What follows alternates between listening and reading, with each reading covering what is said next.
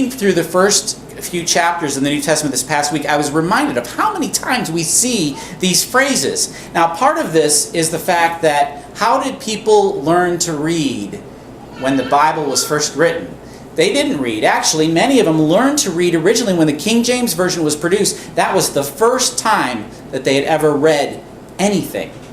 And they were taught in schools how to read from the King James Version of the Bible. So these phrases that they read in the Bible became part of their common usage in language because they read them first in the Bible.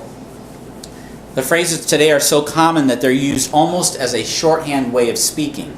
You know what someone means when they say it happened in the twinkling of an eye, but you don't realize that it actually came from the Bible. I looked up a few of them, but beyond the New Testament as I was doing this, I wonder how many phrases we actually do. And there are hundreds of phrases, literally hundreds of phrases that we use. And one of those I thought was interesting is called a broken heart. It's so common, that little phrase, a broken heart, that we don't even think about it. We've all heard it many times. Jimmy's heart is broken up after his breakup with his girlfriend, or Larry's heart is broken because his baby brother knocked the neck off his guitar, and it's his favorite guitar. Or Cleveland Brown fans always have a broken heart.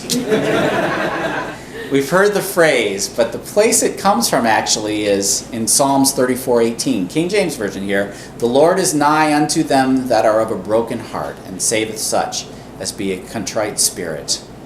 And in the NIV, the righteous cry out, and the Lord hears them. He delivers them from all their troubles. How about a drop in the bucket? That's actually from Isaiah. Surely the nations are like a drop in a bucket. They are regarded as dust in the scales. He weighs the islands as though they were fine dust. How about, can a leopard change its spots? Can an Ethiopian change his skin, or a leopard change its spots? Or how about bites the dust? Now this one I actually asked a couple friends of mine where they think bites the dust came from. Of course, the first response of one of them, well, that's a song. Another one, bites the dust. That's got to be where it came from. And then he said, no, it's got to be before that. They would have written it about that. Well, he's right, it was before that. Some of them thought that it came from like an old Western, like a Western movie or something like that, and that's where it came from. Actually, the phrase is first seen in Psalms. May the desert tribes bow before him, and his enemies lick the dust. Now, you look at that, you say, well, bite the dust, lick the dust. It's the same thing. His enemies are dead, and so they lick the dust. What about gnashing of teeth? Gnashing of teeth. The skin of your teeth is one of them.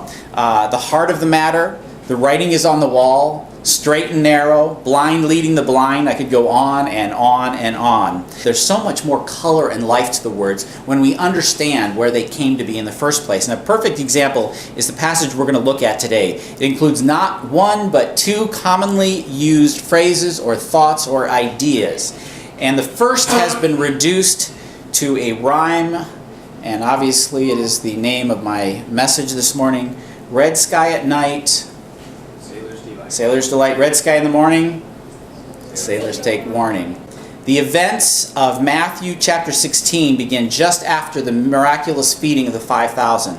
And the feeling you get from reading the Bible passages is that Jesus needed some time away from the crowd. So what did Jesus do? He went up onto a mountain while the disciples started to go across the Sea of Galilee. This is when Jesus ended up coming out on the water and walking on the water out to them before they got to the other side. When he got to the other side with the disciples, who was there to meet them? The Pharisees and the Sadducees, because they heard about this feeding, this miraculous feeding of the 5,000, and they wanted to see what was going on, and they also wanted to challenge Jesus. So we read in Matthew 16, verses 1 to 4, the Pharisees and the Sadducees came to Jesus and tested him by asking him to show them a sign from heaven. Show us something to prove you are who you say you are. He replied, when evening comes, you say, it will be fair weather, for the sky is red. And in the morning, today it will be stormy, for the sky is red and overcast. You know how to interpret the appearance of the sky, but you cannot interpret the signs of the times. A wicked and adulterous nation or generation looks for a sign, but none will be given it except the sign of Jonah.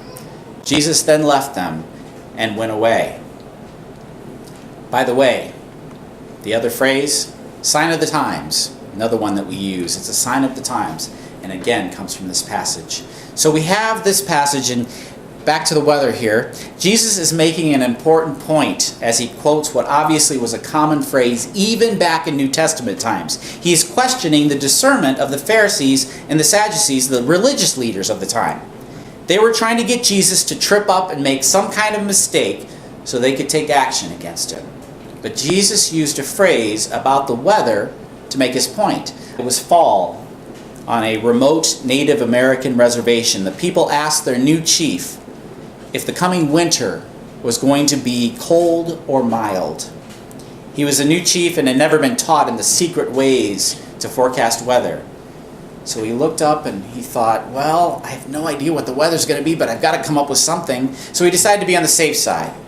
He told the tribe the winter was going to be very cold. Start collecting wood, he said. We must be prepared for a cold winter. He was trying to be safe, but he also wanted to be practical. A few days later, he got an idea. He called the National Weather Service and asked about their long-range forecast. He said, is it going to be a cold winter or not? The National Weather Service forecaster said, it looks like it's going to be a very cold winter. The chief was happy. He decided to be safe, but now he told his tribe things were a little more urgent. We need more wood, he said. We must be prepared. It's going to be a very cold winter. A few days later, he called the Weather Service again. Are you sure it's going to be a cold winter? Absolutely, was the answer. It's going to be a very cold winter. Well, now the chief became a little desperate. This was not exactly what he was expecting. He knew it was going to be cold, but he didn't know it was going to be this cold. He told his people to collect every piece of wood they could find, no matter how small. And a week later, he called the National Weather Service again. You know, I just want to make sure that you're truly predicting a very cold winter. We sure are, said the man. We're predicting this to be one of the coldest winters on record. Well, the chief now was a little questioning. Okay, how are they doing? How do they know this? You sound so definite, he said to the National Weather Service forecaster. How can you be so sure? The man responded, because the local tribe is collecting wood like crazy. I think we all felt like the chief this last winter when it came to the forecasters. I have never heard so many creative ways and terms used to describe errors. You are never going to go wrong if you can figure out a way to make it sound like you were right. My favorite one is one that I heard repeatedly. This last storm was an overachiever. We predicted it right, it's just the storm overachieved. So the storm did something wrong, the weather forecaster did not. Because the weather forecaster knew we were going to only get 4 inches, and instead we got 10. That's because the storm overachieved, not because the weather forecaster got it wrong. And we heard all kinds of creative ways to explain the weather this last winter. In so many ways this past winter, the weather truly controlled our lives. It kept us in our homes, it closed school, closed church, it was all we talked about. And amazingly enough, this is exactly the point that Jesus was trying to make to the religious leaders. It's something we all do. When we don't have something to talk about, we choose the weather. We go to the weather immediately. Talking about the weather in New Testament times was obviously a very common occurrence that Jesus himself could mention it and everybody understood what he meant. But what were they thinking when they heard Jesus talk about the weather? They came to Jesus asking him to do a miracle. Show us a sign, they said. But instead, Jesus started talking about the signs in the clouds. Some commentators say that when Jesus referred to the signs of the times, that he meant a prophecy or something way in the future. And I don't think so at all, based on what he says in the passage. I think that what he was doing was directly answering a question that had been asked through the centuries. People want something tangible. We want something we can hold on to. We don't want to rely on faith. We all want to see it with our own eyes. We can see the red skies at night. This just isn't an old wives' tale, but actually has some truth to it. When a storm passes, it stirs up dust particles in the atmosphere. When the sun sets, those dust particles cause the sky to appear red, which means the storm has passed. It usually means high pressure and stable air coming in from the west. Good weather is on the way. Sailors' delight. Then there's the phrase, red skies in the morning. If the morning sky is a deep red, it means there is a high water content in the atmosphere and rain is on the way. Sailors take warning. These are things we can see. These are things that we feel like we have a grasp of, that we understand, we interpret it. And the religious leaders knew the same. They could interpret what they saw, and yet something much more important was happening right in front of them.